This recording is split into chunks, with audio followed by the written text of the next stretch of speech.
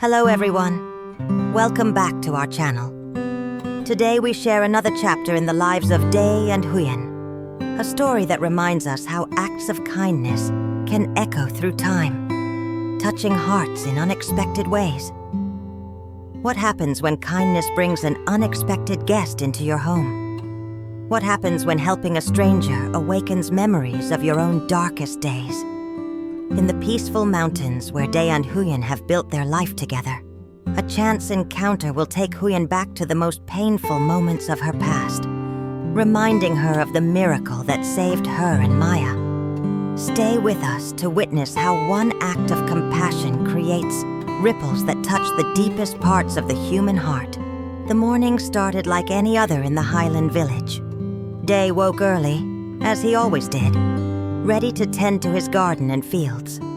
The air was crisp and fresh, carrying the scent of earth and growing things. This was his favorite time of day, when the world was still quiet and the mountains seemed to hold their breath before the day truly began. He kissed Huyen goodbye as she prepared breakfast for Maya, promising to return by noon. His garden stretched across a hillside not far from their home, a patchwork of vegetables and fruit trees that he had planted and nurtured with his own hands. Every plant represented his hope for the future, his commitment to providing for the family he loved. Ly was checking the irrigation channels, making sure water flowed properly to all sections of the garden, when something unusual caught his eye. At first, he thought it might be a pile of discarded clothes on the path. But as he moved closer, his heart jumped. It was a person, a young woman, lying motionless on the ground. Ly rushed forward, his mind racing with concern. Miss, can you hear me?" he called out, kneeling beside her. The girl appeared to be in her early 20s, her clothes dusty and worn, her face pale and drawn. Ly gently touched her shoulder, checking for signs of life. She was breathing, thank goodness, but she was completely unconscious. Her skin felt clammy and cold despite the warming morning air. Ly looked around, hoping to see someone who might know this girl or explain what had happened. But the path was empty. They were quite far from the main village, in an area where few people ventured this early. He couldn't just leave her here. What if she was seriously ill? What if she had been attacked or injured?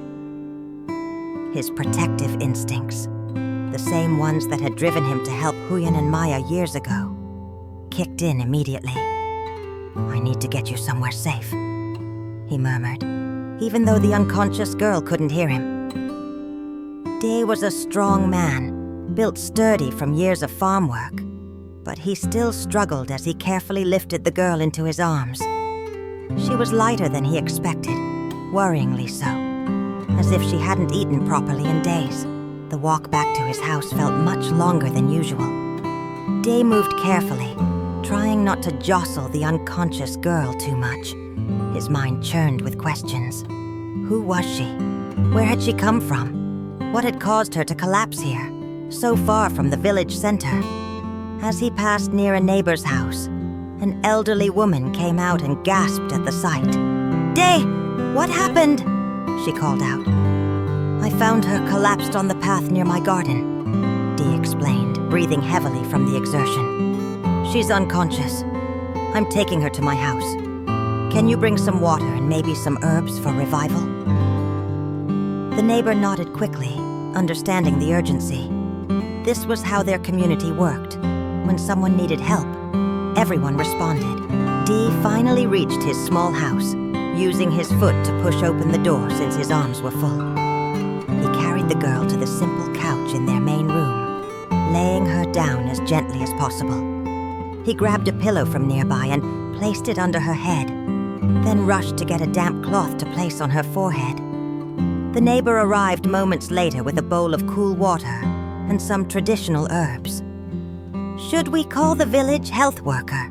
she asked, concerned. Ly nodded. "Yes, please. I don't know what's wrong with her. She might need medical attention." As the neighbor hurried off, Ly sat beside the unconscious girl, monitoring her breathing. wondering what story had brought her to this desperate state. He had just refreshed the damp cloth on her forehead when he heard familiar footsteps outside.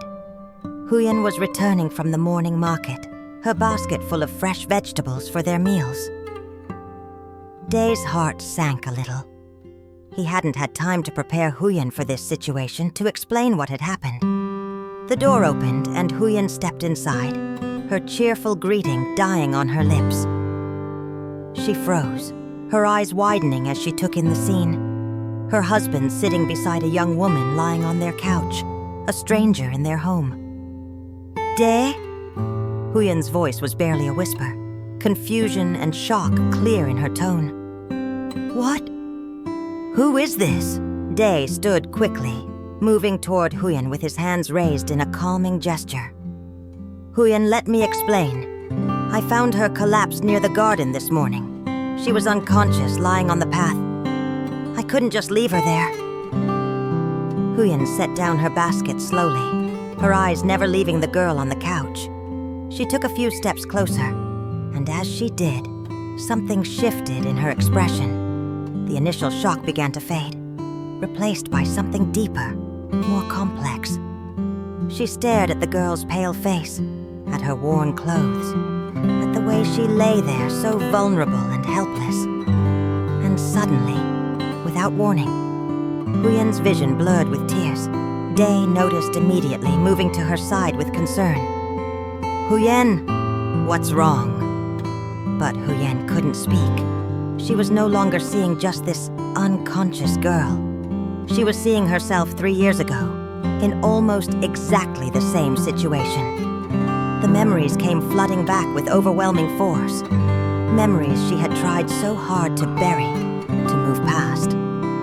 She remembered that terrible day when her mother-in-law had finally made good on her threats, when the woman had thrown Huyen and 3-year-old Maya out of the house with nothing but the clothes on their backs. You're worthless, her mother-in-law had screamed. My son is in prison because of you. Get out of my house and never come back. Huyen remembered the weight of Maya in her arms, the little girl crying and frightened, not understanding why grandmother was so angry, why they were being forced to leave. She remembered walking down that road with nowhere to go, no money in her pockets, no food, no plan. The looks from villagers who had once been friendly, now filled with pity or judgment.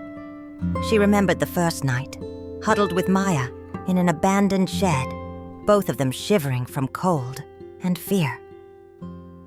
Maya had been so hungry, crying for food that Huyen didn't have. Mama, my tummy hurts, the little girl had whimpered, and Huyen had felt her heart shatter into a million pieces because she couldn't even provide a simple meal for her own child. The memories continued their relentless assault. Days of wandering, trying to find work, any work. But who would hire a woman with a small child? A woman whose husband was in prison? A woman with no references or connections? She remembered begging for food scraps at market stalls, the humiliation of holding out her hand, the shame of being reduced to charity. She remembered Maya's little face growing thinner, her bright eyes becoming dull with hunger and exhaustion. There were nights when Huyen had given Maya the only food they had managed to get, going to bed hungry herself, her stomach cramping with emptiness. She remembered the despair, the dark thoughts that had crept in during those awful nights. What kind of mother was she, unable to provide for her child? What kind of future could Maya possibly have with a mother so useless, so powerless? And then she remembered the day that changed everything. She had been sitting outside a small temple, Maya asleep in her lap, both of them dirty and exhausted. Huyen had been crying silently, trying not to wake her daughter, feeling like she had reached the absolute end of her strength. And then a shadow had fallen over them. She had looked up to see a man standing there, his face kind and concerned. It was Dae. Are you all right? He had asked gently. Do you need help? At first, Huyen had been too proud, too ashamed to accept. But Day had seen through her weak protests. He had brought them food, then offered them shelter, then gradually, carefully, had given them back their dignity and hope. Huyen's tears fell freely now as she stood in her home, looking at this unconscious girl. She saw herself in every detail: the worn clothes, the obvious signs of malnutrition, the desperate situation that had led to collapse. "I was her," Huyen whispered, her voice breaking. "Day, I was exactly like her." Day understood immediately. He wrapped his arms around Huyen, holding her as she trembled with the force of her memories. "I know," he said softly. "That's why I couldn't leave her there. Just like I couldn't leave you and Maya when I found you." Huyen pulled back slightly, looking up at Day with eyes full of tears and something deeper: profound gratitude, love, and understanding. "You saved us," she said. "You gave us everything when we had nothing, and now you're doing it again for someone else." She turned back to look at the girl, wiping her tears away. In that moment, Huyen's shock and confusion transformed into something powerful. Compassion born from shared experience. Understanding born from having walked the same dark path. She moved to the couch and knelt beside the girl, taking over from Dee with practiced, gentle hands.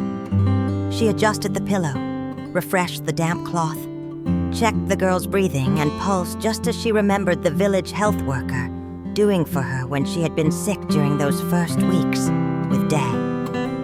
"We'll take care of her," Huyen said firmly, her voice steady now despite the tears still glistening in her eyes.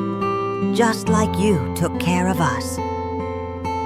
Day felt his heart swell with love for this woman. After everything she had been through, after all the pain and struggle, she could still extend kindness to a stranger. The girl stirred slightly, a small moan escaping her lips. Huyen immediately leaned closer, speaking in a soft, soothing voice. "It's okay. You're safe now. You're in a safe place." The girl's eyelids fluttered, and slowly, with obvious effort, she opened her eyes. Confusion clouded her gaze as she looked around at unfamiliar surroundings, at the two faces looking down at her with concern. Where am I?" she whispered, her voice weak and raspy. "You're in our home," Day explained gently. "I found you collapsed on the mountain path. You've been unconscious. How do you feel?" The girl tried to sit up, but immediately swayed, her body too weak. Huyen placed a gentle hand on her shoulder. "Don't try to move yet. You need to rest. Here, drink some water first." Huyen held a cup to the girl's lips, helping her take small sips. The girl drank gratefully, and some color began to return to her pale cheeks. "Thank you," she whispered. "I'm so sorry to be a burden. I didn't mean to." Her voice trailed off and fresh tears began to slide down her face. "You're not a burden," Huyen said firmly. And there was such conviction in her voice that the girl looked at her in surprise. "You're someone who needed help, and we're able to give it. That's all that matters." Day pulled up a chair, sitting down so he wouldn't tower over the frightened girl. "Can you tell us your name? What happened to you?" The girl hesitated, clearly unsure whether to trust these strangers, but the genuine kindness in their faces seemed to reassure her. "My name is Lin," she said quietly. I've been traveling for days. I left my village after my parents died. I have no other family. I was trying to reach the city to find work, but I ran out of money for food. I don't remember much after that. I just kept walking, and then everything went dark." Her story was simple but heartbreaking. Huyen felt her throat tighten with emotion.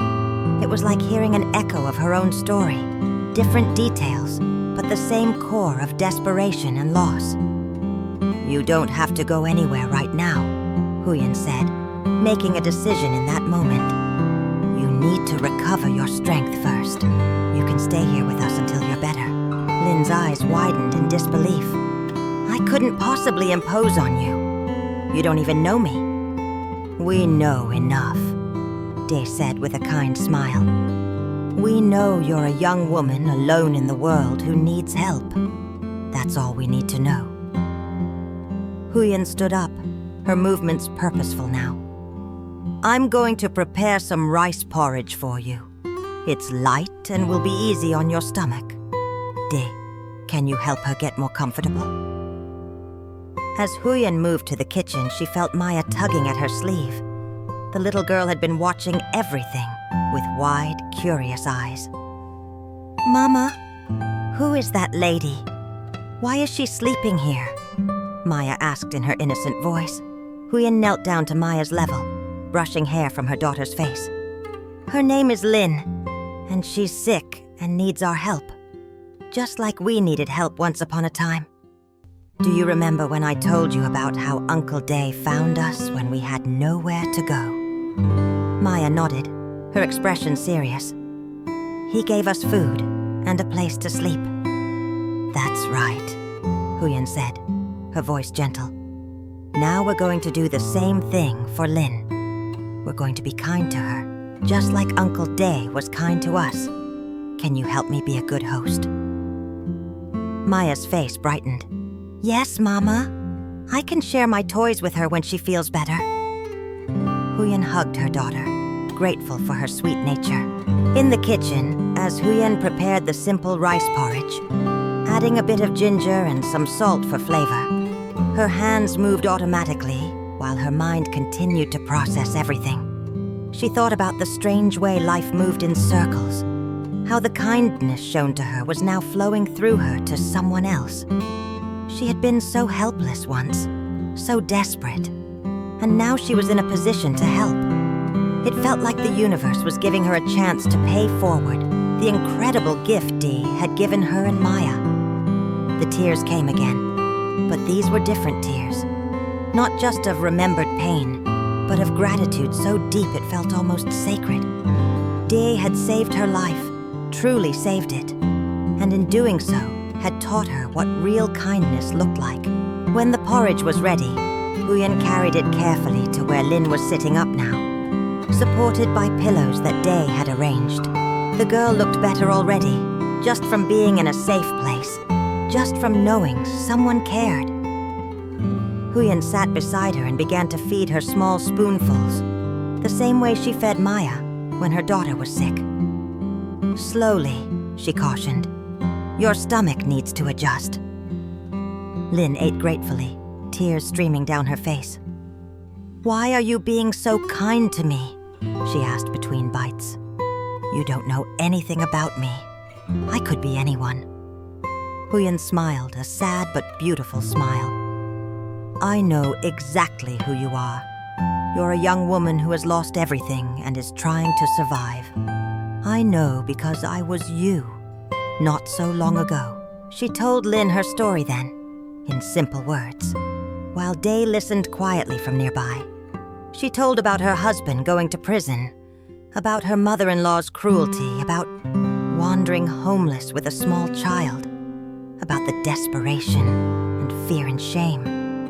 And she told about Day, about how he had appeared like an answer to prayers she hadn't even known how to pray anymore. About how he had given them not just food and shelter, but hope and dignity. So you see, Huyen concluded, I understand exactly what you're going through, and I know how much it means when someone extends a hand. Day taught me that kindness isn't just about giving things.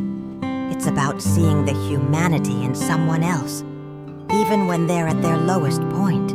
Lin wept openly now, but they were tears of relief and gratitude. I thought I was going to die on that path, she admitted. I had started to think maybe it would be easier if I just closed my eyes and didn't wake up. I felt so alone. You're not alone anymore, Dee said firmly. Not while you're under our roof. You'll stay here as long as you need, until you're strong enough to decide what you want to do next. And when you're ready to move forward, we'll help you figure out how. The simple certainty in his words seemed to lift a weight from Lyn's shoulders. For the first time since her parents had died, she felt like maybe, just maybe, she would be okay. As the day progressed, Huyen and Day worked together to make Lyn comfortable. They set up a proper sleeping area for her, gave her clean clothes to change into, and made sure she had everything she needed. Maya, true to her word, brought some of her favorite toys to show Lyn, chattering happily about her life and her school. Watching her daughter's innocent kindness made Huyen's heart full. This was what she wanted Maya to learn. Not just to be grateful for what they had, but to share it generously with others who had less. The evening came quietly, and as they all sat together for a simple dinner, Huyen felt a profound sense of peace. Yes, seeing Lyn had brought back painful memories, had forced her to revisit the darkest period of her life. But it had also reminded her of how far she had come, of the incredible journey from desperation to hope that Day had made possible. This story reminds us that kindness is never wasted, that helping one person can create ripples that spread far beyond what we can imagine. When Day helped Huyen and Maya 3 years ago, he wasn't just saving 2 lives. He was teaching Huyen how to be a giver instead of just a receiver, how to transform her pain into compassion for others. Now, as Huyen helps Lyn, she completes that circle, proving that the best way to honor the kindness shown to us is to extend it to others. The mountains surrounding their village stand eternal and unchanging, but within their shadow, human hearts continue to heal and grow, connected by simple acts of compassion that echo through time. Thank you for joining us on this emotional journey with Day, Huyen, and now Lyn. Their story shows us that our darkest moments can become our greatest teachers, and that surviving hardship gives us a unique ability to help others facing similar struggles. If this story touched your heart, please like this video and share it with others who might need to be reminded of the power of kindness. Subscribe to our channel to continue following Day and Huyen's life as they build not just a home, but a haven for those who need it. Your support helps us share these important stories of hope and humanity. Until next time, remember that you never know whose life you might save with a simple act of compassion. See you in the next video.